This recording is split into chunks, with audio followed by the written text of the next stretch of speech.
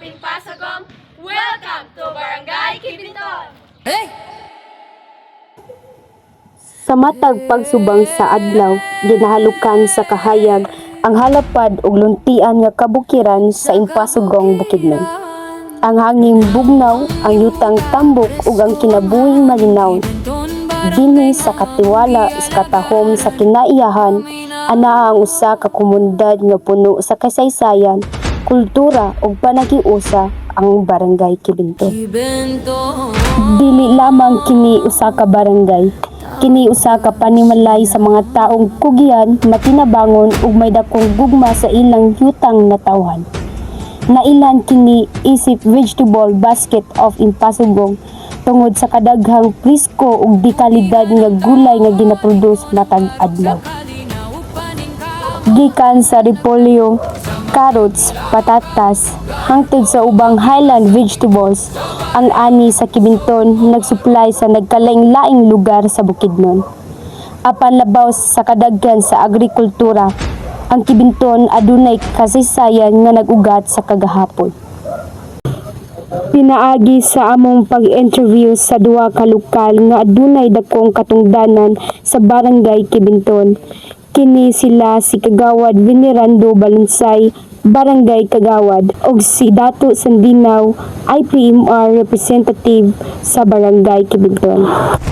Matod pa nila sa unang panahon, ang mga tao na himuyo sa lugar dapit sa sapa na karon ginatawag og ilyan. Ang tawag sa una ani nga mga tao kay manggahat. Sila nahimuyo aning lugar kay para sa ila kini ang pinaka-safety na lugar kay kini naa sa tunga sa duha ka sapa na nagsanga. Pero sa pagpangulo ni Manuel L. Quezon, ang mga tao na naka sa taas ug patag na lugar. Tungod sa mando sa naingon na presidente kay matod pa aduna nay balaod na gihimo para sa kalinaw. Maong ang mga tao na maingon sa duha ka lugar, ang una ang sitio Kubayan nga gipanganlan sunod sa storya nga sila nagbuhat og luag kaayo na tulugan nga tungod sa kaluag niini ang mga tao kung mulakaw sa sulod pa ka kubay-kubay or hayon-hayon ug ang ikaduha ang Barangay Kibinton. Og diri nagsugod ang tanan. Panahon kini na wala pa nahitabo ang ikaduhang giyera sa kalibutan. Matud pa, sa una adunay usa ka magtiayon nga nailhan sa ilang lugar tungod sa ilang kamaayo. Kini si Kibi ug Inton.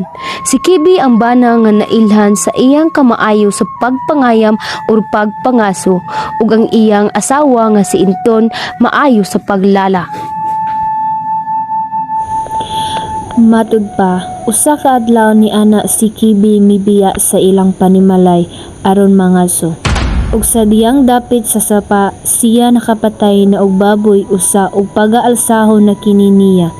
Kalit lamang siya nakilatan og nahimo nga itom na bato na nalaputan diha sa yuta. Ug sa pikas bahin sa ilang panimalay, si Inton mibati na siya kabalaka tungod kay ang iyang bana wala pa nakauli. Ug sa siya nakadesisyon na apason ang iyang bana sa kalasangan, wala na kini madugayan. Ug ang iyang nakita ang usa ka bato na napurma og tawo nga sakto kaayo og hitsura sa iyang bana. Tungod sa iyang kalagot ug sagol na kini og nervyos, siya nanunglo na og sobra-sobra rason nga siya usab gikilatan apad sa iyang bana. Og sa mga niaging mga adlaw, ang mga silingan nila nakabatikon na mingaw kaayo ang payag o balay sa magtiayon. Hinungdan nga nakadesisyon sila na pangitaon ang magtiayon sa kalasangan. Pila ka dugay-dugay sa ilang pagpangita, nakita nila ang duha ka itom nga bato nga sila giingon na si Kibi ug si Inton. Og pinaagi sa ilang pagtahod sa magtiayon. Agig paghinumdom sa ilang gugma ug sakripisyo. Ang lugar ginganlan og Kibinton. Pinagsamang ngalan ni Kibi ug Inton. Human sa taas nga kasaysayan nga naghulma sa komunidad, ang Barangay Kibinton sa Impasugong karon nagpadayon sa paglambo ug pag-uswag. Karon ang barangay Kibinton nagbarog isip simbolo sa paningkamot ug panaghiusa sa katawhan. Ang mga mag-uuma nagtinabangay sa pagpatubo sa mga tanom nga naghatag og kinabuhi sa ekonomiya sa Impasugong. Ang kalampusan sa Kibinton dili lamang bunga sa tambok nga yuta, kundi bunga sa lig-on nga kultura, tradisyon ug paghiusa sa katawhan. Tingog sa baryo among ipadayag sa yuta nga mahal kami naghikan. Barbo sa Kibinton marugong mo Barangay Kibinton, lugar sa kasaysayan, kultura ug kaabunda. Vegetable basket of Impasugong, garbo sa katawhan, garbo sa Bukidnon, garbo sa umaabot.